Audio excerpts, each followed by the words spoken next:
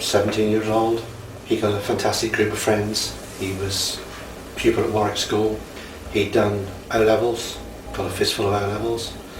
He was about to start really focusing on A-levels. He got a really good social scene, friends with lots of ladies from the Warwick area. All his friends, they used to go hovercrafting from school, and used to go over and play tennis, and swim and canoe, and really active sort of lad. He loved his bike, his mountain bike. And he'd go off with his mates for half a day on a mountain bike. Really enthusiastic chap.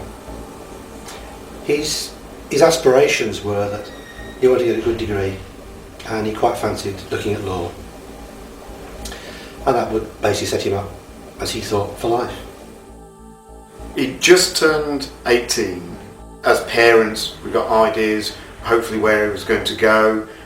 He'd got some ideas as well, and got quite a big selection of friends who were going on to sort of further studies, work and things like that. So it was quite a nice little safe, happy existence.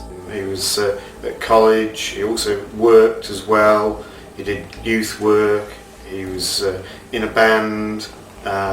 When he went out to parties and things, invariably he'd be the centre of attention. Very much an outgoing person. He liked art as well. In his band he was the lead singer, he'd also be drummer as well. He wrote music for it, had ideas, as quite a few people do. They think about sort of, oh, I want to be the next sort of pop star or something. I think he was more in the line of wanting to be the next John Lennon or something like that. When the crash happened, that changed. Our family life was great. I mean, we obviously got holidays together. John had been on some sailing weekends. He'd come back full of enthusiasm for sailing, which he really liked. And we'd sit down and break out with a bottle of wine in the back garden, and 17-year-old there with his glass of wine. He thought he was the bee's knees. And we'd have a good chat and a good life. Life was I won't say perfect, but it was brilliant. Nice family. We thought, great, that's fine. We can move on. You know, the boys have got a good education behind them. They're going to go places. The day of the crash, June the 24th, 2004. June the 24th is my birthday. Richard had actually given me a present, which I duly opened, enjoyed. I had cards, so the beginning of the day was perfect. It was the time of the England football match with Portugal, Euro 2004, and what happened was that I went off to see the football with my friends, and Richard went off to see it with his friends. My wife is a sister at Warwick Hospital. She was working nights. She was in bed on this Sunday morning. She'd come home from work, trying to get some sleep. Pete, younger son, was around. He was playing in the garden. John was setting his bike. He was going out for a ride on his bike. And he was going to rendezvous with some of his mates. Later on, I got ready for dinner, put the vegetables on, meat was in the oven. John was due back at 6:30. 6:30 came and went.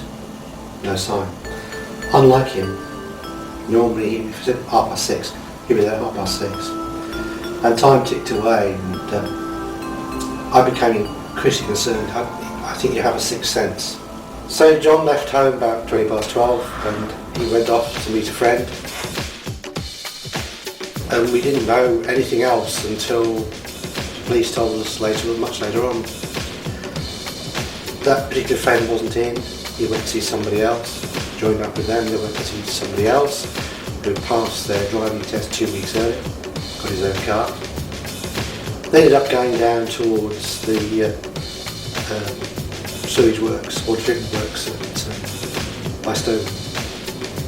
And there's a B road that goes on to the Big CA, going down there. And the car came to the give way sign at the bottom, didn't slow down, kept going. It's reckoned that when they went past the white lines in the road, they were doing between 68 and 73 miles per hour. To turn a car at a T-junction at that speed is impossible. Not even an advanced driver can do that. The The car went across the road, hit the curb and took off. And there was a tree probably about 6 or 7 metres from the curb. And to this day there's still a mark on that tree where the car hit.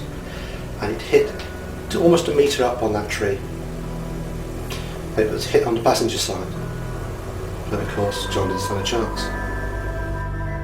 There were 5 people in the car. There was some noise in the back of the car. He'd only passed his test 13 days, and with the noise in the back he turned over his left shoulder. As he did that, he moved the steering wheel, which then made the car collide with the left-hand curb.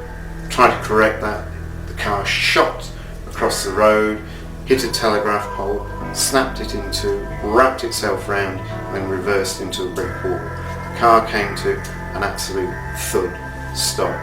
His girlfriend was sitting next to him at the time, so he got his 2 fingers, put it to her neck, and unfortunately there was nothing there.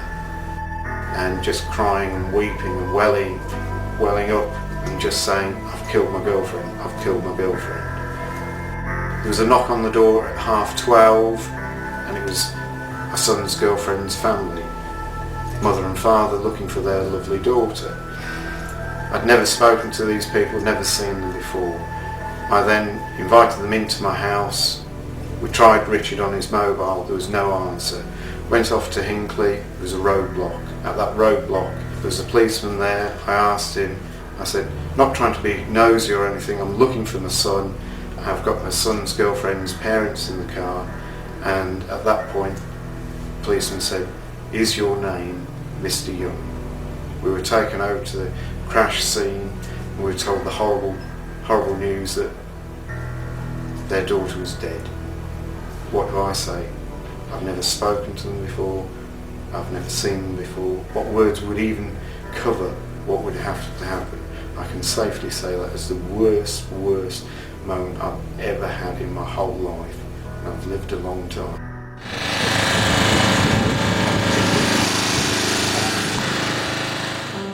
You know something's wrong.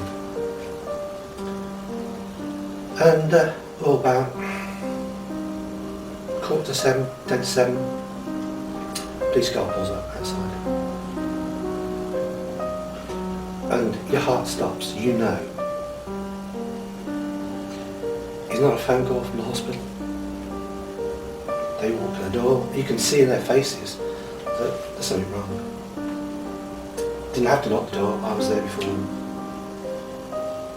And they just said, "Can we come in?" Invited them in, my wife was still in bed.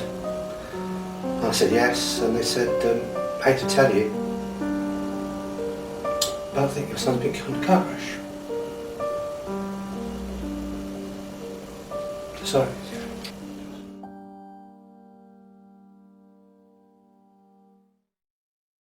And I had to go and wake my wife and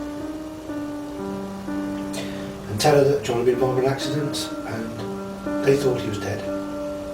She just didn't believe it, she just woken up, she just didn't believe it. And the next thing I had to do was to go with them to the mortuary to identify the body. That, I think, is the hardest thing I've ever done.